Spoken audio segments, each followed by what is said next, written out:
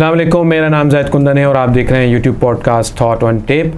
आज के शो में मेरे साथ मौजूद हैं पाकिस्तान ट्रैवल एजेंसी इंडस्ट्री से रिलेटेड बिज़नेस करते हैं, डिलक्स हॉलीडेज़ के CEO founder mister Fazal Majeed. I would like to welcome mister Fazal Majeed on the show. Fazal भाई, सबसे पहले तो आपका बहुत शुक्रिया, thank you very much for being my guest. कैसे हैं आप? जी मैं बहुत ठीक हूँ, थैंक यू सो मच, आपने मुझे बुलाया। आपने इंट्रोडक्शन दिया डिलक्स हॉलीडेज़ का, मुझे बड़ी खुशी हुई। डिलक्स का नाम मेरे लिए बड़ा इम्पोर्टेंट है। ऑलराइट, वो ऐसा है, फिर मैं अपनी बात शुरू करूँगा आपसे। एग्जैक्टली 1994 में मेरे वालिद साहब का इंतकाल हुआ था एक इंसिडेंट में। उस वक्त उनका ब्रांड था deluxe builders and developers. Okay, that was a construction site. हाँ, कंस्ट्रक्शन एग्जैक्टली। लेकिन मैंने अपनी जो फील्ड इंडस्ट्री जिस तरह मैं पहुंचा, अपना जब काम शुरू किया, तो जब मेरे वालिद साहब के इंतकाल के बाद वो काम ख़त्म हो गया था, उसी चीज़ को मैंने डिलक्स को आगे चल के चलाया और डिलक्स हॉलीडेज़ अपनी कंपनी का नाम रखा। तो इतना मैं आपको ज़रूर बताना चाहूँगा। यानी कि डिलक्स की जो लेगेसी है वो you connected from your fathers. जी बिल्कुल ऐसा ही है। एग्जैक्टली, ये नाम मेरे वालिद साहब का है। So now it's deluxe holidays. हाँ जी बिल्कुल। अच्छा, ट्रैवल इंडस्ट्री, टूरिज़्म इंडस्ट्री, इसके अंदर आपका आना कैसे हुआ? इससे पहले कोई और भी बिजनेस कर चुके हैं? आपका अपना एक्सपीरियंस है? जी ऐसा है कि मैंने अपना बीकॉम कंप्लीट किया 2002 में, ACCA कंप्लीट किया 2004 में। सही। और मैंने अपनी फील्ड चुन ली थी कि मैं अकाउंट्स की ही जॉब करूंगा, अकाउंट्स की फील्ड में रहूंगा। मैं चार्टर्ड सर्टिफाइड अकाउंट UK बन चुका था। ACCA करने वालों का यही माइंड बन जाता है। हाँ जी बिल्कुल ऐसा ही है। अच्छा, चूँकि अकाउंट्स बन चुका था, मैंने काफ़ी कंपनीज़ में अकाउंट्स की जॉब की, इंक्लूडिंग दुबई ये वो। लेकिन जब भी मैं अकाउंट्स की जॉब कोई भी काम कर रहा होता था, तो मुझे ऐसा पैशन होता था कि मैं ट्रैवल करूं, यहाँ जाऊं वहाँ जाऊं ये वो। लेकिन मैं कुछ इतना उस वक्त चार्म नहीं था, जब बढ़ता गया, ग्रोथ होती गई अकाउंट्स की है वो। लेकिन फिर मैं ट्रैवल इंडस्ट्री को ज्वाइन कर लिया अपने पैशन को देखते हुए। ओके, ठीक है। और 2005 में मैंने ट्रैवल इंडस्ट्री ज्वाइन की, मल्टीपल ट्रैवल एजेंसी में मैंने काम किया और वही मेरा पैशन बन गया। उसी कंसिस्टेंसी को बरकरार रखता गया। 2014 अक्टूबर में मैंने डिलक्स हॉलीडेज़ की बुनियाद रखी और फिर उसकी ग्रोथ हुई, अब यहाँ तक ब्रांड पहुँच चुका है। 2015 में डिलक्स हॉलीडे आपने स्टार्ट किया? 2014 अक्टूबर 2014 में। And then now it's 2023। You are like a tourpreneur, like entrepreneur, तो टूरप्रेन्योर आप बन गए माशाल्लाह डिलक्स हॉलीडेज़ की सक्सेस को देखते हुए। खैर, पाकिस्तान के अंदर टूरिज़्म का क्या स्कोप है? आप किस तरह देखते हैं? लोकल डोमेस्टिक टूर की बात कर रहा हूँ। ऐसा है कि इंफ्रास्ट्रक्चर की कमी है, लेकिन वैलीज़ ऑफ पाकिस्तान पूरी दुनिया में मानी जाती हैं, डेस्टिनेशंस हैं। हाँ बिल्कुल है। ट्रैकिंग इंफ्रास्ट्रक्चर नहीं है, डेस्टिनेशंस हैं। हाँ बिल्कुल। लेकिन ट्रैकिंग जो K2 ट्रैकिंग वगैरह, वो अभी भी पहले भी बहुत अनटैप्ड है। हाँ नहीं, और नहीं वो उसके लिए बहुत एडवेंचर टूरिस्ट आता है ऑलरेडी, और उसको वो टूरिज़्म हमारा चल रहा है अभी भी। ठीक है ना, क्योंकि उसमें आपके इंफ्रास्ट्रक्चर की नीड नहीं है। और जो जिस तरह माउंट एवरेस्ट है नेपाल में, और इसी तरह K2 है पाकिस्तान में, तो ये टूरिज़्म पाकिस्तान की अभी किसी को इसका कोई नेमो बदल नहीं है। बाकी valleys of Pakistan, northern areas of Pakistan, फिर कल्चरल हेरिटेज में लाहौर, कराची, ये अभी भी उठ रहे हैं, कोशिश कर रहे हैं हम लोग। लेकिन अभी जब मामला गवर्नमेंट के सेटल हों, फिर वो दोबारा टूरिज़्म पे जाएंगे। एक वक्त था कुछ साल पहले, कोविड से पहले, पाकिस्तान टूरिज़्म को काफ़ी प्रमोट किया जा रहा था, काफ़ी टूरिस्ट आया भी था। लेकिन अब ऐसा है कि और बढ़ता जाएगा इंशाल्लाह। गवर्नमेंट का फोकस उस वक्त था, लेकिन अब गवर्नमेंट अब पहले स्टेबल हो, फिर दोबारा। अब तो पॉलिटिकल इंस्टेबिलिटी की वजह से आई बिलीव कोई भी इंडस्ट्री, कोई भी सेक्टर जो है वो उस तरह से परफॉर्म नहीं कर पा रहा जिस तरह से वो कर सकता है या उससे आगे बढ़ सकता है। एग्जैक्टली। लेकिन ये अभी जैसे गवर्नमेंट स्टेबल होती है नेक्स्ट ईयर से, फिर दोबारा टूरिज्म बूस्ट होगा, क्योंकि पाकिस्तान ने पहले अपना वीज़ा सेटअप बेहतरीन कर लिया है। उससे क्या हो गया कि पूरी दुनिया के टूरिस्ट अब वीज़ास तो कम से कम ऑनलाइन अप्लाई कर सकते हैं। पहले तो ये भी नहीं था हमारे पास 4-5 साल पहले। अच्छा, ठीक है ना जी। तो अब ऐसा है कि अब टूरिस्ट आ सकता है जब गवर्नमेंट स्टेबल होगी, टूरिज़्म को थोड़ा बूम होगा, उसमें बजट आएगा, तो ज़रूर बढ़ेगा। ये स्पेसिफाई द ई वीज़ा के क्या फीचर्स हैं, उससे क्या सहूलत होती है, उससे किस तरह टाइम सेव होता है, थोड़ा इलैबोरेट करेंगे? कि पहले पाकिस्तान का वीज़ा लेना बहुत लोगों के लिए बड़ा मुअम्मा था। पाकिस्तान का वीज़ा लेना बहुत मुश्किल था, बहुत मुश्किल था, क्योंकि पाकिस्तानी कॉन्सुलेट या एम्बेसी से रब्ता करके उनको डॉक्यूमेंटेशन देना, फिर वहाँ के टूरिस्ट को, और डॉक्यूमेंटेशन देने के बाद उनको फिर कहना कि भाई वहाँ से इनविटेशन लेटर दें, कौन आपकी गारंटी दे रहा है, फिर उनकी प्रोसेस हो, फिर 15-20 दिन में लोग इतना टेंस हो जाते थे कि अमेरिका वीज़ा लेना भी आसान होता था। अब ऐसा, और अब जो बाहर की जिस तरह की एग्जीबिशंस होती हैं ना, जो पाकिस्तान में एग्जीबिशंस होती थी, उनके लिए भी एग्जीबिटर्स को वीज़ा लेना एक मुश्किल काम था। लेकिन जब से ई वीज़ा सेटअप हुआ, ये ई वीज़ा सेटअप हुआ इमरान खान की हुकूमत में 2018 के बाद तकरीबन। और जब वो सेटअप हुआ तो उससे क्या फ़ायदा हुआ? उससे ये फ़ायदा हुआ कि इनविटेशन तो फिर भी चाहिए होता है, लेकिन सिर्फ लेटर स्कैन करके कर दिया, कोई भी टूर ऑपरेटर को आपने ऑनबोर्ड कर दिया, उसने अपना काम कर दिया, वीज़ा आ गया, फ़ौरन ऑनलाइन फॉर्म भर दिया, अब कॉन्सुलेट एम्बेसी जाने की ज़रूरत यानी कि ई वीज़ा जो आने से जो है ना वीज़ा प्रोसेस ईज़ हो गया। जब पाकिस्तान टूरिज्म कैसे बढ़ेगा? जब तक वीज़ा आसान होगा, जो लोग आना चाहते हैं वो आसानी से एक्सेसिबल होंगे तो ज़ाहिर वो आएंगे। बिल्कुल ये सही है, पहले ऐसा नहीं था। तो टूरिज़्म को बढ़ाने के लिए तो सबसे पहला फर्स्ट पॉइंट है वीज़ा। फिर आपके पास एयरलाइंस की होनी चाहिए। हमारे पास गिनी चुनी एयरलाइन पाकिस्तान में आती हैं। एक वक्त था कि दुनिया की सारी एयरलाइंस पाकिस्तान में आती थी।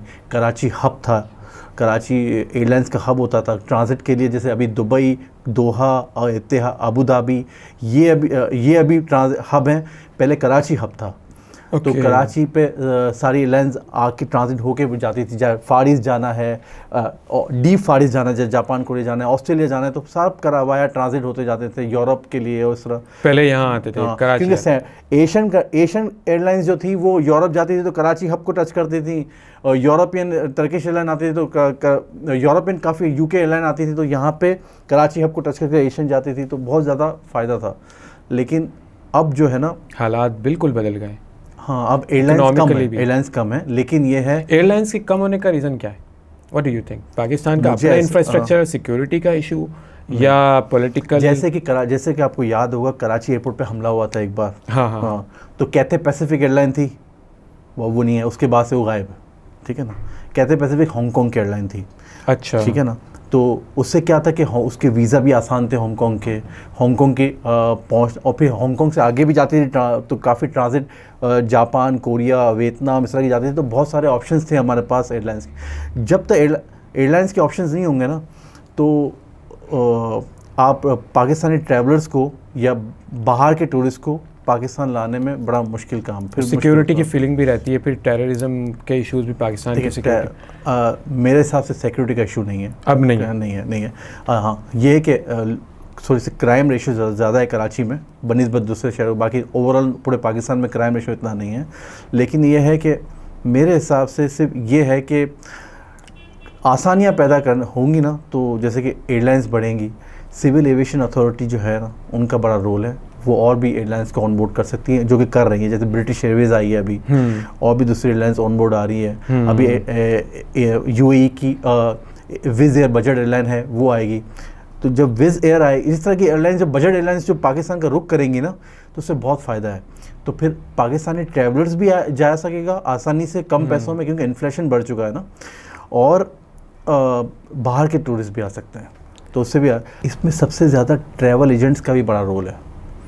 हम लोग है ना आउटबाउंड ज़्यादा करते हैं, 90% आउटबाउंड करते हैं, 10% इनबाउंड करते हैं। क्यों नहीं करते? क्योंकि टूरिस्ट कम है, ठीक है ना। हम ज़्यादा एफर्ट्स भी नहीं करते। गिने चुने 2-4 ऐसे ट्रैवल एजेंट हैं जो सालों से इस पे काम कर रहे हैं, वही हैं, और थोड़े बहुत अब बड़े हैं, ठीक है ना। अब उन्होंने उनकी कंसिस्टेंसी को सलाम है कि ट्रैवल एजेंट्स जो अच्छा काम करेगा ना पाकिस्तान में टूरिस्ट लाने के लिए, या किसी भी कंट्री में टूरिस्ट लाने के लिए, ट्रैवल एजेंट का बड़ा रोल है। हम लोग चाहते हैं कि जहाँ हमें पैसा मिले हम उस तरह जाते हैं। जैसे आउटबाउंड टूर ऑपरेटर हमें ऐसा लगता है कि पाकिस्तान में टूरिस्ट ज़्यादा है जो बाहर जाने के लिए, तो हम उस पर ज़्यादा फोकस कर देते हैं। पाकिस्तानी डेस्टिनेशन को इतना प्रमोट नहीं करते। जैसे कि ट्रैवल एग्जीबिशंस होती हैं बाहर वर्ल्ड वाइड, वहाँ पे पाकिस्तान का छोटा सा एक स्टॉल होगा, इंडिया का हर रीजन का अलग बड़ा, उससे 10 गुना बड़ा स्टॉल होगा। ओके। सिर्फ इंडिया का अपना नहीं, इंडिया का हर रीजन का। जैसे कि इंडिया के जम्मू कश्मीर का एक अलग ही बड़ा स्टॉल है, इंडिया के साउदर्न रीजन के किसी एरिया का वो अलग ही बड़ा स्टॉल है, ओके। कर्नाटका का बड़ा स्टॉल है। मतलब कि इंडिया का अपना जो मेन स्टॉल है उसकी तो बात ही नहीं कर रहा। एक बात बता रहा हूँ, ट्रैवल एग्जीबिशंस में तो पाकिस्तान में क्योंकि इतना टूरिस्ट आता नहीं है और ट्रैवल एजेंट इसके लिए रोल प्ले करता नहीं है, तो इस वजह से हम तो कह रहे थे कि इंफ्रास्ट्रक्चर की कमी है, नो डाउट होगी, लेकिन एम्फसाइज भी नहीं है, हाँ, फोकस भी नहीं है, फोकस भी नहीं है। गवर्नमेंट का फोकस तो चलो ठीक है, गवर्नमेंट कितना फोकस करेगी, वो तो 10 मसाइल में फंसी हुई है। ट्रैवल एजेंट्स और टूर ऑपरेटर का भी इतना फोकस नहीं है। दे आर नॉट कॉम्पिटिटिवली अगर वर्किंग। मुझे कोई कहे कि भाई आप लाए ना बाहर से टूरिस्ट, हम तो सोचेंगे अब कहाँ से लाएं हम, ठीक है ना, हम कहाँ से लाएं, क्योंकि हम।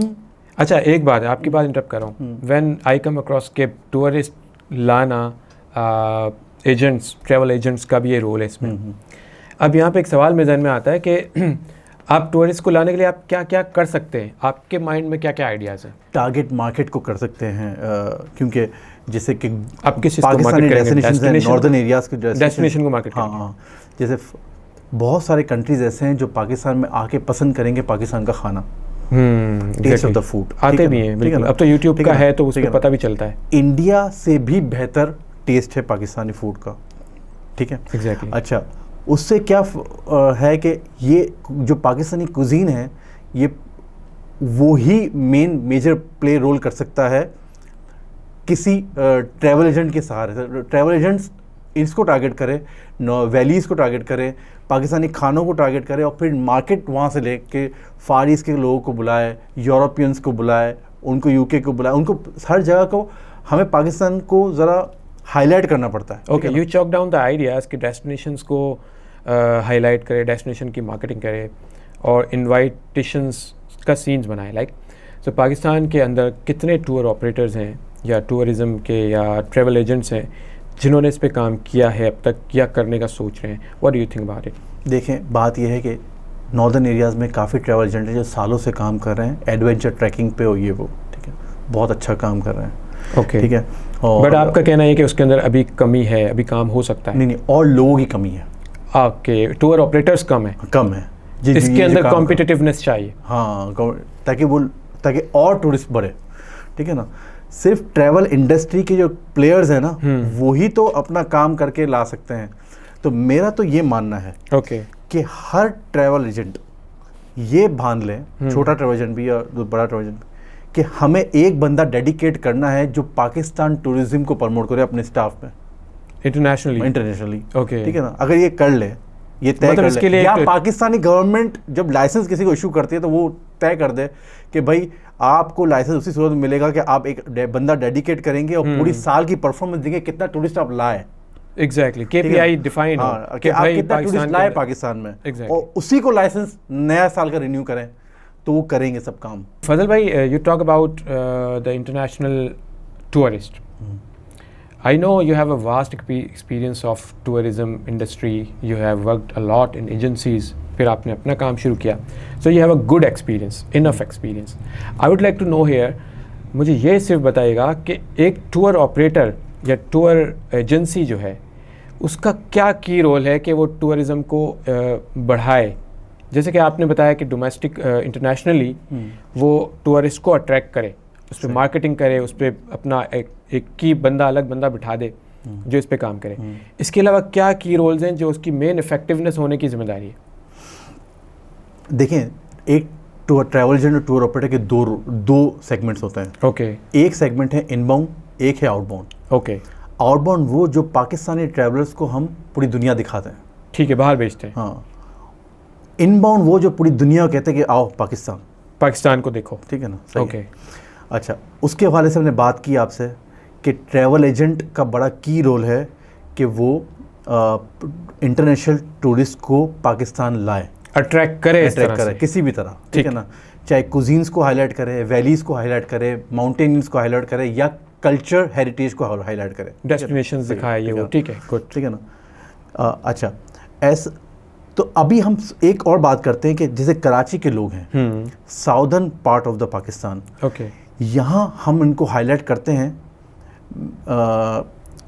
जैसे कि हाईलाइट करते हैं, मेरे ऑफिस में पूरा डिपार्टमेंट है, ओके, ठीक है ना, उसमें हम हाईलाइट करते हैं कि भाई नॉर्दर्न एरियाज़ में आपने हर जगह घूमे आप, ओके, हम कोई अच्छी चीज़ बनती है, नया होटल बनता है, नया कोटेज बनता है, नया रिजॉर्ट बनता है, तो हम उसको प्रमोट करते हैं, ओके, चाहे वो पाकिस्तान के किसी भी हिस्से में हो, नॉर्दर्न और सेंट्रल पाकिस्तान में, ठीक है ना। आप डोमेस्टिकली उसको मार्केट करते हैं? मार्केट करता है, और नॉर्दर्न एरियाज़ के लोगों को और सेंट्रल लाहौर के सेंट्रल पाकिस्तान के लोगों को हम कराची भी लाते हैं, उनको बताते हैं कि भाई बीचेस हैं यहाँ पे कराची के आप 2-3 दिन का टूर करें। हमारा हर वीक नहीं तो कम से कम 15 दिन में कराची से लाहौर का 4 दिन का ट्रिप हम लोग करते हैं। कितने टूरिस्ट होंगे उसमें?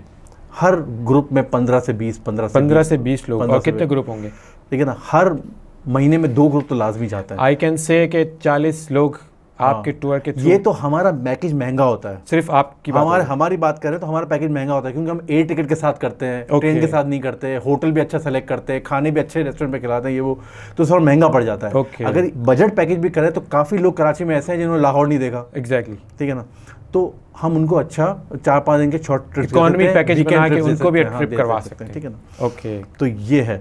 अब इंटरनेशनल में मसला ये है कि जैसे हम एक मिसाल में देता हूँ इंडिया की, और एक मिसाल में देता हूँ बजट एयरलाइन में एयर एशिया की। ओके, एयर एशिया पूरे फार ईस्ट में नंबर 1 बजट एयरलाइन है। ओके, कि पूरे फार ईस्ट और साउदर्न एशिया को सबको कवर करती है, ईस्ट एशिया सबको कवर करती है, ठीक है। ऑस्ट्रेलिया तक जाती है हर वो, और सस्ते फेयर्स हैं उसके, बहुत सस्ते फेयर्स हैं, और डोमेस्टिक भी उनको सारी है, मलेशिया, सिंगापुर, थाईलैंड, इंडिया, हर जगह के डोमेस्टिक टिकटें वगैरह बड़ी सस्ती हैं, $50-$50, $40-$40 में टिकटें बिक जाती हैं, ठीक है ना। इंडिया का कोई ऐसा शहर नहीं है जहाँ पे वो नहीं जाती। ओके, हर जगह पे एक्सेस है, हर जगह पे एक्सेस है, कोई ऐसा शहर नहीं है जहाँ वो नहीं जाते, ठीक है। हालांकि इंडियन एयरलाइन नहीं है, वो एयरलाइन है मलेशिया की, सिंगापुर की, बट इतनी फैसिलिटी है कि वो इंडिया के हर, वियतनाम के हर शहर में जाती है, वो कंबोडिया के हर शहर में जाती है, थाईलैंड के हर डेस्टिनेशन पे जाती है, मलेशिया के हर पॉइंट पे जाती है, ऑस्ट्रेलिया के काफ़ी शहरों में जाती है, जापान, कोरिया लेके हर जगह जाती है, पाकिस्तान नहीं आती। क्या रीज़न है ऐसा? यही तो बात रीज़न है। हाँ, देखा ना, सैड रीज़न है ना। अगर पाकिस्तान आए ना तो पाकिस्तानी ट्रैवलर है ना, जा रहा हो बहुत, कराची कोई पिक कर ले वो तो जा रहा हो बहुत। इसमें काम किसका है? टूर ऑपरेटर का, जो एयरलाइन से राब्ते करें, उनसे कोऑर्डिनेट करें और उनको कहे कि हम आपको अचीवमेंट पूरे टारगेट पूरे करके देंगे। इसमें टारगेट, फिर इसमें बात है सिविल एविएशन अथॉरिटी की, एयरलाइन को टैक्सेस कम से कम रखे, उनको अट्रैक्ट करे, तो उससे क्या फ़ायदा होगा कि वो हमारे पास एयरलाइंस बढ़ेंगी, ठीक है ना। तो एयरलाइंस बढ़ेंगी तो फेयर कम आएंगे। जैसे कि मैंने कल एक पोस्टर देखा, मेरा दिल्ली में एक ट्रैवल एजेंट दोस्त है, उसका पोस्टर देखा, उसने इंडियन रुपी 30,000 रुपये का उसका पैकेज था, 8 टिकट, खाना पीना, घूमना फिरना, बैंकॉक पताया के साथ 5 दिन का। 5 दिन का इंडियन रुपीज़ 30,000 रुपये, ठीक है। पाकिस्तानी बने तकरीबन 90,000 रुपये। मैं बोलता हूँ कि 90,000 में भी हम करा देना पैकेज अभी, तो लोग खुश हो जाएं। बिल्कुल, लाख रुपये में करा दे तो खुश हो जाएं, लेकिन जा नहीं पा रहे। क्यों नहीं जा पा रहे? कम से कम फेयर 1,90,000 रुपये का है पाकिस्तान से बैंकॉक का। इतना बड़ा ये तो सिर्फ एयर फेयर की बात कर रहा हूँ, अभी तो हमने खाना पीना, घूमना, अकोमोडेशन तो लगाया नहीं है, ठीक है ना। तो वो जब लगाने जाते हैं और वीज़ा के साथ जाने जाते हैं तो कम से कम हम 3 लाख पे जाएंगे। इतना महंगा हो जाएगा तो फिर कौन इससे? अच्छा, इन्फ्लेशन का तो हमें असर है कि भाई 30,000 रुपये इंडिया वाला जा सकता है दिल्ली से, क्योंकि उसके पास डायरेक्ट बजट एयरलाइन की फ़्लाइट्स अवेलेबल हैं, हमारे पास नहीं है।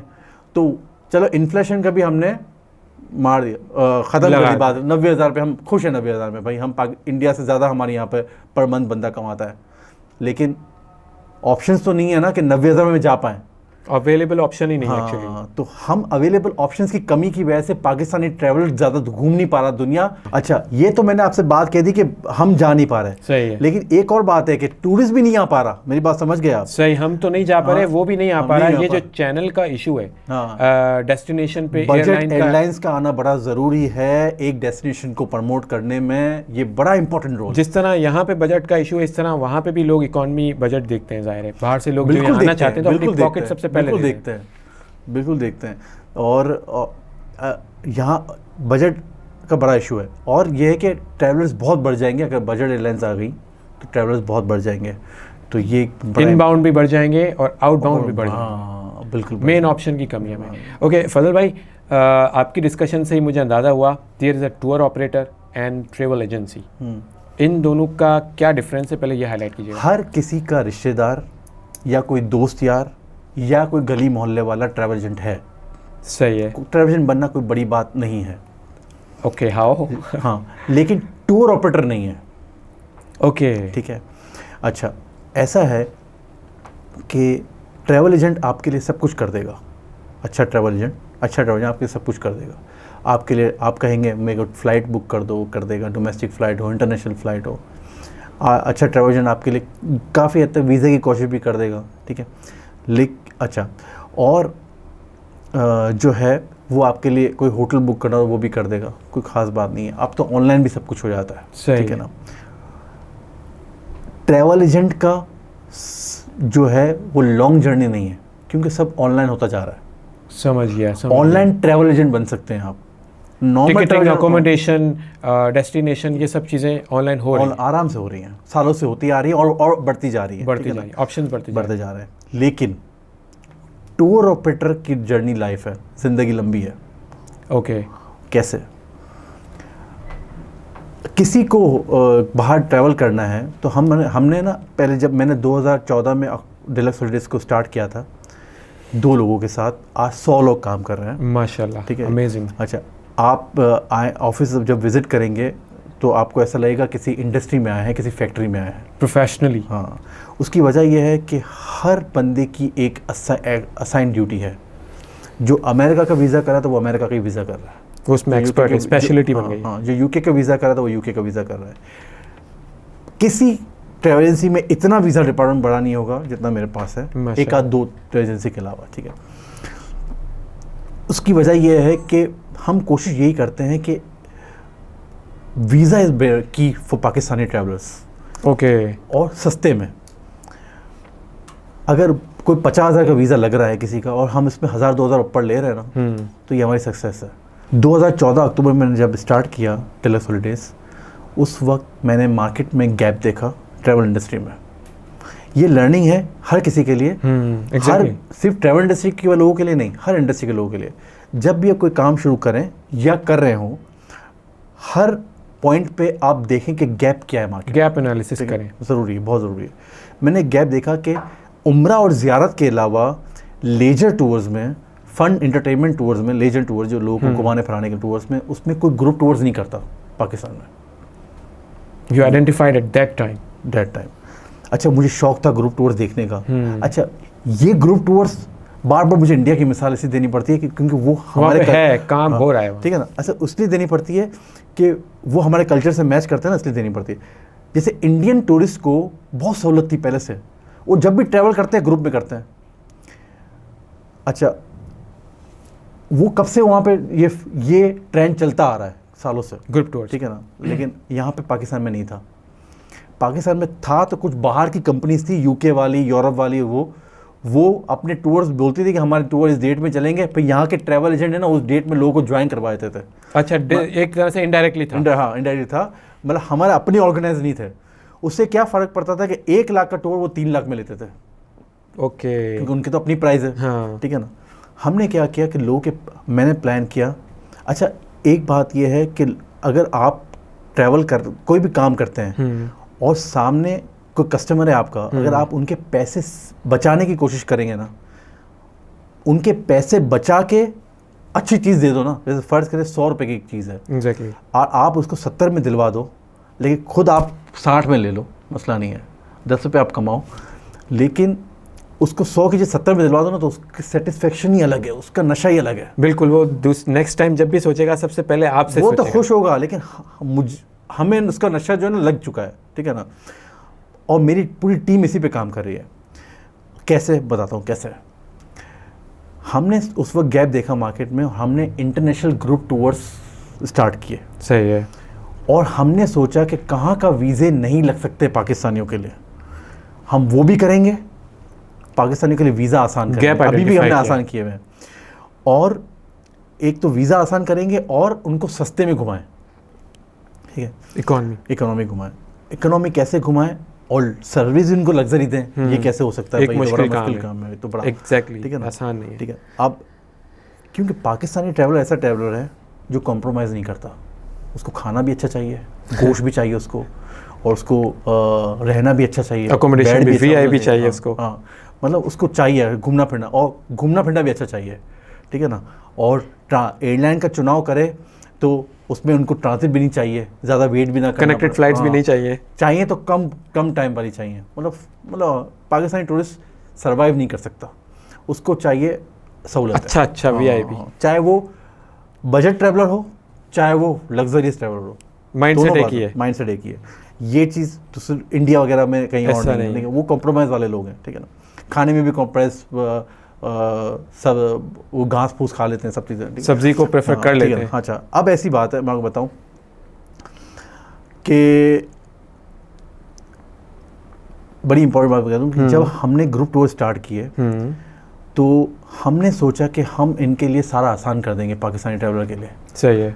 तो हमने बाहर की कंपनियों से, बस कंपनीज जो टूरिस्ट को घुमाती हैं उनसे कॉन्ट्रैक्ट किए। सही है। होटलों से कॉन्ट्रैक्ट किए कि हम आपको इतना काम देंगे पूरे साल में।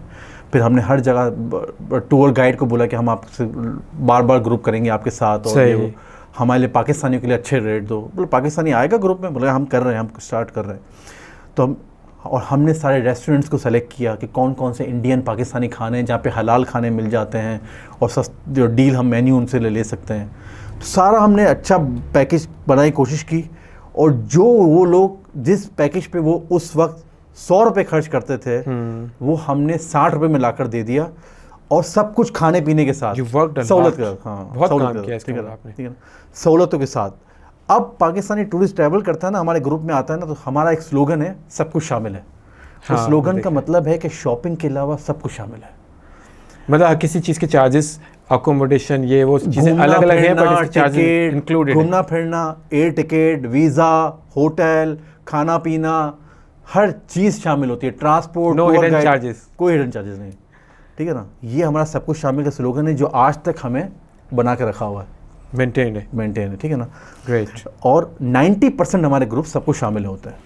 कुछ ग्रुप में मजबूरी की वजह से हम लोग सब कुछ शामिल नहीं करते, वरना 90% ग्रुप सब कुछ शामिल है। ओके। अच्छा, फिर हम कॉन्सुलेट से बात करते हैं, एम्बेसीज से बात करते हैं कि हमारे पास सारे ए कैटेगरी के।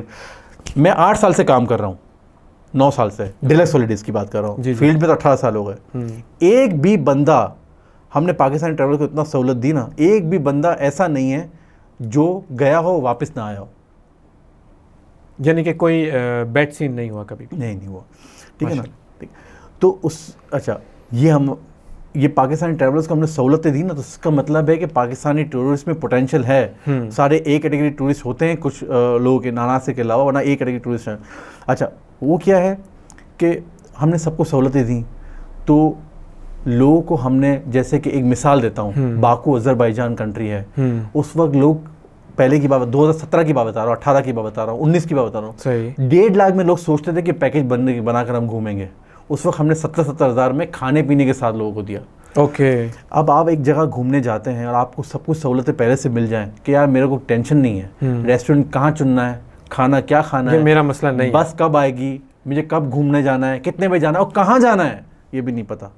अगर पता कर भी लें तो फिर कैसे जाना है, और यार मैं जाऊँ तो बोर हो जाएंगे हम लोग। अब ग्रुप के साथ है ना, सब लोग घूमते फिरते हैं, हैसल फ्री है। कुछ लोग समझते हैं कि ग्रुप में आर्मी की तरह सुबह 8 बजे उठना पड़ता है, ऐसा कुछ भी नहीं है।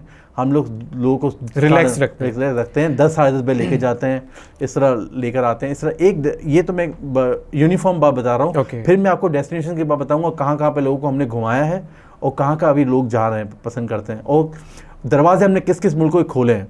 फजल भाई, you worked a lot on group tours, right? Group tour में सबसे अहम चीज़ मुझे लगती है सेफ्टी, सिक्योरिटी, इंश्योरेंस, और ये चीज़ें मैं समझता हूँ सबसे मुश्किल काम है। लोगों को, एक तरह से लोगों की जिम्मेदारी आपके ऊपर है, because of transportation, because of accommodation, because of the way out, रास्ता जो भी है, चाहे वो एयर है या कोई सा भी वे है।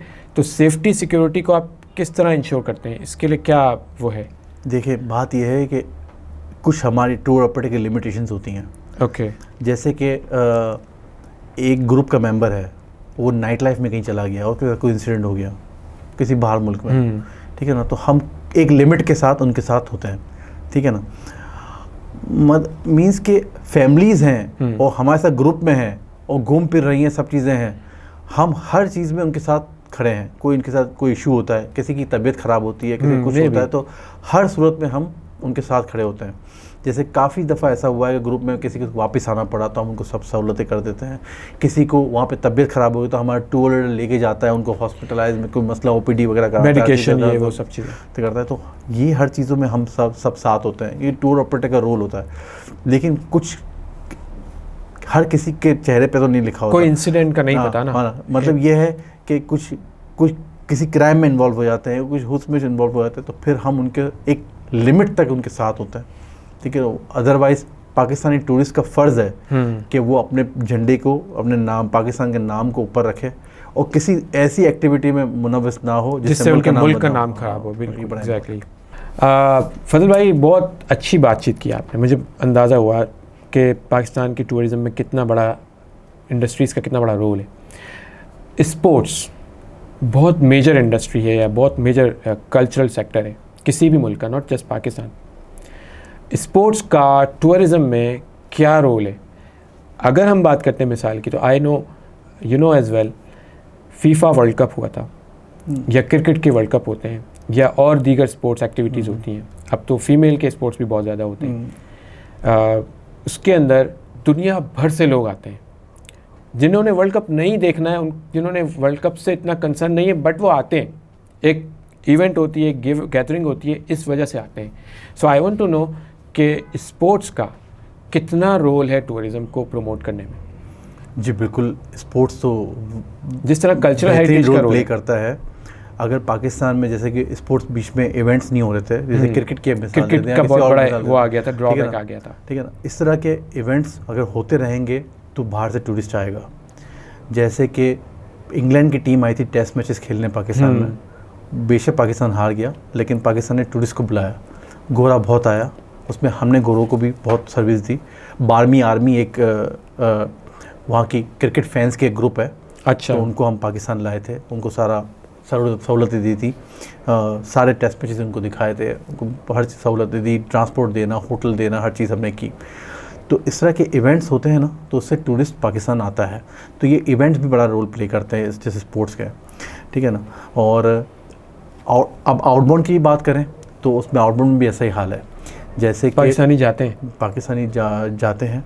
जैसे कि रशिया में फुटबॉल को वर्ल्ड कप हुआ था फीफा, वहाँ पे हमने फ़ैन आईडी पे बहुत लोगों को भेजा। Fan ID?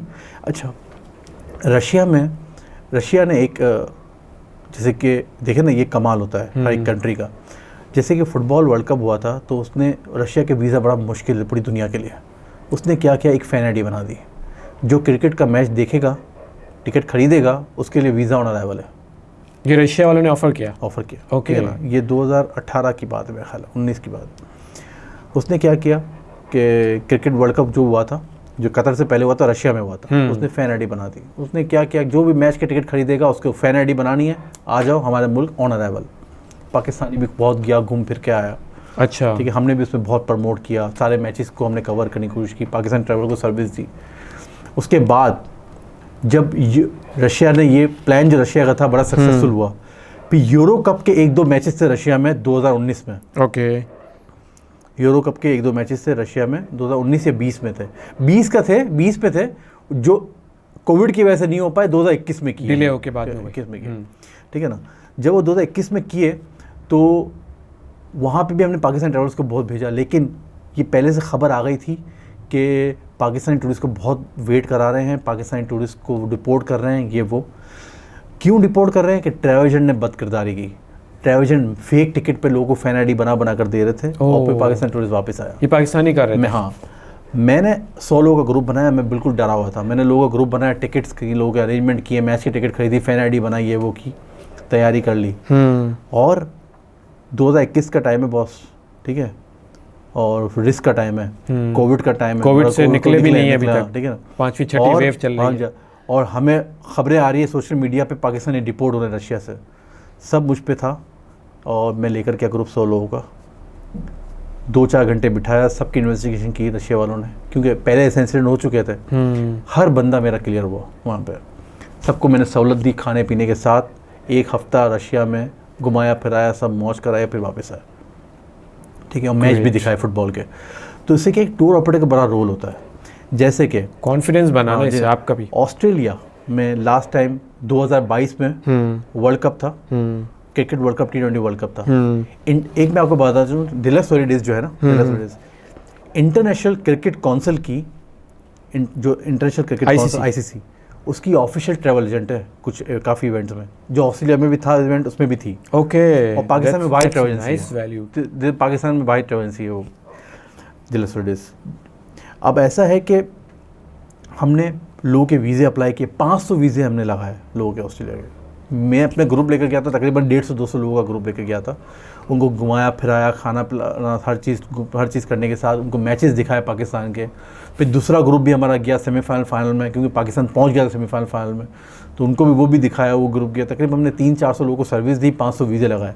तो उससे क्या हुआ कि टूर ऑपरेटर का नाम हुआ, पाकिस्तानी ट्रैवल का नाम हुआ। अगर हम ऑफिशियल ट्रैवल एजेंट ना होते, हम अपने एफर्ट्स ना करते, तो पाकिस्तानी पासपोर्ट की वर्थ ही नहीं बढ़ती, वो ऑस्ट्रेलिया के वीज़े उनको मिलते नहीं, क्योंकि नॉर्मली तो मिलते, इतने ज़्यादा आसानी से नहीं मिलते उनको। जिस तरह से टूर ऑपरेटर फैसिलिटेट कर सकता है, इस तरह नॉर्मल खुद से तो लोग नहीं हो सकते। तो टूर ऑपरेटर का बड़ा रोल होता है। अच्छा फजल भाई, कोविड के टाइम में पाकिस्तान में तो क्या पूरी दुनिया में टूर ट्रैवल ये तो सब ख्वाब बन गया था। जी बिल्कुल ऐसा ही है। ऐसा ही है। पाकिस्तान के अंदर या बाकी दुनिया के अंदर टूरिज़्म इंडस्ट्री को किस तरह से इम्पैक्ट हुआ और उन्होंने किस तरह से सर्वाइव किया, और पर्टिकुलरली डिलक्स हॉलीडेज़ ने किस तरह से इसको देखा? जो सबसे पहले इंडस्ट्री डैमेज हुई थी कोविड से, वो टूरिज्म थी। एग्जैक्टली। ट्रैवल बंद हो गया, लॉजिस्टिक्स सारी बंद हो गई थी, सब कुछ बंद हो चुका था। टूरिज्म इंडस्ट्री सबसे पहले बंद हुई, सबसे आखिरी में खुली। ठीक है, ये भी बड़ा एक इम्पैक्ट। ठीक है ना। अच्छा, अब ऐसा है कि सब ने हार मान ली थी। कुछ एक्चुअली पीरियड इतना लंबा चला ना, अगर 1-2-3 महीने का होता तो शायद बात और थी। लेकिन मैं बताता हूँ डिलक्स हॉलीडेज ने क्या किया। सिर्फ हिम्मत और पैशन चाहिए होता है। क्या किया, पहले तो बताऊं कि कुछ काफ़ी ट्रेडर्स ने बंद कर दिया, अपना काम चेंज कर दिया। कोई मेडिकल फील्ड में आ गया, कोई राशन की फील्ड में आ गया, कोई ग्रोसरी की फील्ड में इस तरह आ गया, सब ने सेक्टर चेंज कर दिए। अच्छा, कुछ लोग घर में बैठ गए जिनके पेट भरे हुए थे, उनका रिलैक्स करो, जब खुलेगा देखेंगे, ठीक है। और कुछ लोग जो मेरी तरह हैं, वो रास्ते ढूंढ रहे थे क्या करें हम, ठीक है ना। करना इसी में ही है, जिनका दिमाग चलना शुरू हो गया कि अब कुछ करना पड़ेगा। दिमाग कुछ नहीं होता, सिर्फ पैशन है कि भाई आपने कंसिस्टेंसी रखनी है। किसी भी फील्ड में हो ना, आप किसी भी फील्ड में हो, याद रखें, खुद भी सुन रहे हो कि कंसिस्टेंसी बड़ी इंपॉर्टेंट है। चाहे उतार है, चाहे चढ़ाव है, आपने कंसिस्टेंट रहना है। मुस्तकिल मिजाजी बड़ा इंपॉर्टेंट रोल प्ले करती है, चाहे कोई भी आप काम कर रहे हो। एग्जैक्टली, ठीक है। एक बात, अच्छा, अब मैंने जब आपको बताऊं कि जब कोविड आया, 1-1.5 महीना तो हमने खामोशी इख्तियार की, रमज़ान निकाल दी, इंतज़ार किया कि अभी कुछ होगा, कुछ पता चलेगा। इत्तेफाक की बात है, सलाम पेश करता हूँ ये टर्की के प्रेसिडेंट को, उसने टर्की खोल दिया जून में। सबसे पहले दुनिया बंद है, टर्की खोल दिया, एयरपोर्ट खोल दिया एयरपोर्ट। टर्की में वीज़ा भी लगना शुरू हो गया। ओह, लोग बोल रहे हैं कि ये क्या है। मार्च में कोविड आया और इन्होंने मार्च की 23 को कोविड आया पाकिस्तान में, करारदाद पाकिस्तान में कोविड आ गया। हाँ, ठीक है। और जो है अप्रैल में और मई में रमज़ान था, एग्जैक्टली, ठीक है। और हम जून में खड़े हो गए और जून में तुर्की ने खोल दिया। अच्छा, खोल दिया, कुछ उसके साथ खोला, कुछ रिस्ट्रिक्शंस के साथ, लाइक वैक्सीनेशन एंड वैक्सीनेशंस, और फिर रेस्टोरेंट पे डाइनिंग नहीं कर सकते, ये नहीं कर सकते, वो नहीं कर सकते, इस तरह के SOPs लगाई। वीज़ा देना शुरू कर दिया। हमने क्या किया, पूरी टीम जो कोई और दुनिया के जो काम कर रही थी ना, हमने सब स्टाफ को कहा कि आपने इसी पे जाना है, टर्की बेचो सब, ठीक है ना। हमने टर्की टूरिज्म को प्रमोट किया, पाकिस्तानी भी खूब किया। अच्छा। हाँ, दुनिया के कोई और कंट्री वाले नहीं गए, पाकिस्तानी गए, क्योंकि पाकिस्तानी नहीं घबराते ना, वो चल, हाँ, वो कॉन्फिडेंस रहता है, ठीक है ना। वो बोले अच्छा, सबके कारोबार बंद पड़े थे, बोला यार फारिग बैठे चलो, और भी रश हो गया, हाँ, ठीक है ना, लोगों का इंटरेस्ट बढ़ गया। जहाँ हमारे 30 के ग्रुप जाते हैं, वहाँ 100-150 ग्रुप जाने चले शुरू हो। तो हमने 3-3, 4 बस एक वक्त में जा रही हैं, ये वो उधर घुमा रहे हैं हम लोग सब। तो तुर्की ने क्या किया, उससे हम डेस्टिनेशन खोल दी। फिर एक और काम हो गया, पाकिस्तान ने भी नॉर्दर्न एरिया खोल दिया। टूरिज्म को और अट्रैक्शन मिला। तो कराची के लोग जो जिन्होंने पूरी दुनिया घूमी हुई थी, पाकिस्तान टूर नहीं घूमा था, वो भी चले गए, ठीक है ना।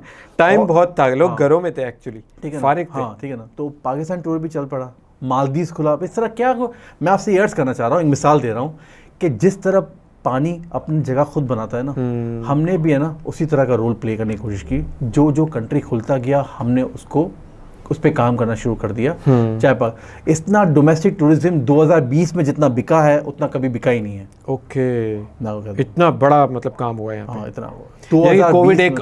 कोविड को कहते हैं एक अपॉर्चुनिटी थी, तो कोविड यहाँ पे भी कोविड ने अपॉर्चुनिटी बनी। हाँ, और पाकिस्तानी टूरिज्म इतना बड़ा है वहाँ पर, नॉर्दर्न एरियाज़ का, कराची से ही लोग गए हैं, साउदर्न पाकिस्तान से ही लोग गए हैं ऊपर डोमेस्टिक टूरिज्म को। पाकिस्तान में इंटरनेशनल चेन्स के होटल भी बहुत कम है। ओह आई सी, ठीक है ना। बहुत सारी चेन इंटरनेशनल जो है वो यहाँ नहीं है। कुछ थी जो चली गई, जैसे हॉलीडे इन था, चला गया। क्राउन प्लाजा नहीं है यहाँ पर, IHG की चेन नहीं है, मेरिट के कुछ होटल्स हैं, ठीक है ना। यहाँ की लोकल चेन काम करी। पाकिस्तान में इन्वेस्टमेंट आना बड़ा ज़रूरी है। जैसे कि अभी बीच में अनाउंस हुआ था बहरिया में हयात का, ग्रैंड हयात खुलेगा, सुना था, ठीक है ना।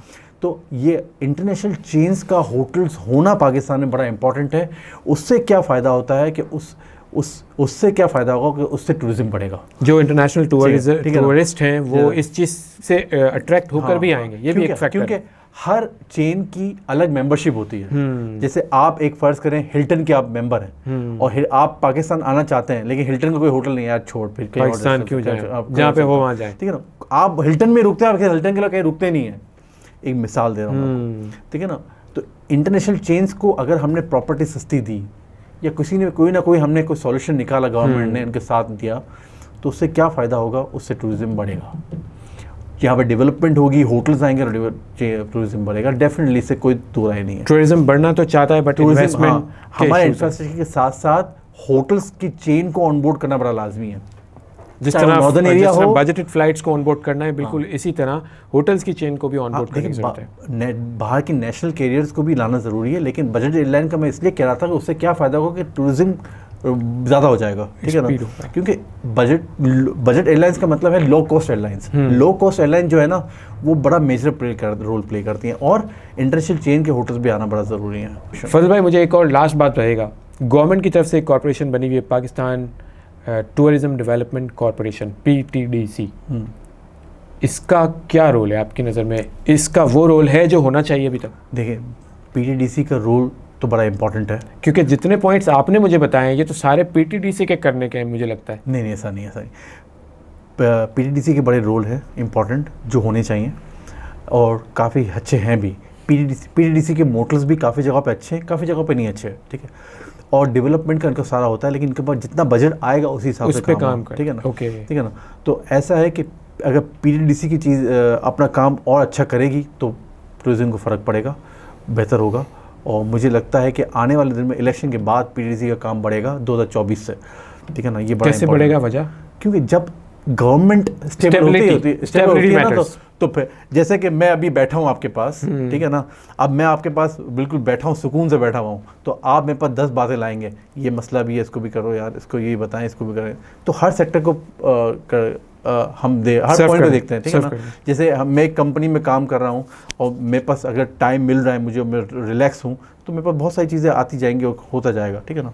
तो गवर्नमेंट स्टेबल नहीं है, वो अपना रोना वो सेट हो जाए तो फिर हम इस वक्त तो स्टेबिलिटी का बहुत ही बुरा है। तो अभी जैसे कि इलेक्शन अगर होते हैं 2-4 महीनों में, उसके बाद 2-4 महीनों में कोई नई गवर्नमेंट सेटल हो जाती है, तो फिर आपको सब चीज़ों को बूस्ट मिलेगा, ठीक है ना। पाकिस्तान टूरिज्म को भी बूस्ट मिलेगा, फिर आपको हर सेक्टर में बूस्ट, एक्सपोर्ट को भी अच्छा खासा कॉन्फिडेंस मिलेगा। तो ये कि गवर्नमेंट का इम्पैक्ट, सारा इम्पैक्ट गवर्नमेंट से, स्टेबिलिटी से।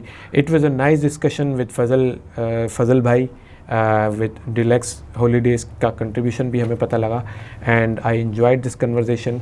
Hope you have already enjoyed this. Thank you very much Fazal bhai for being my guest and attended the podcast by Thought on Tape. Thank you so God much. Bless Thank you so much. मुझे आप लोगों ने invite किया, और फिर इंशाल्लाह दोबारा आपके साथ मुलाकात किसी और सेक्टर पे बात करेंगे इंशाल्लाह।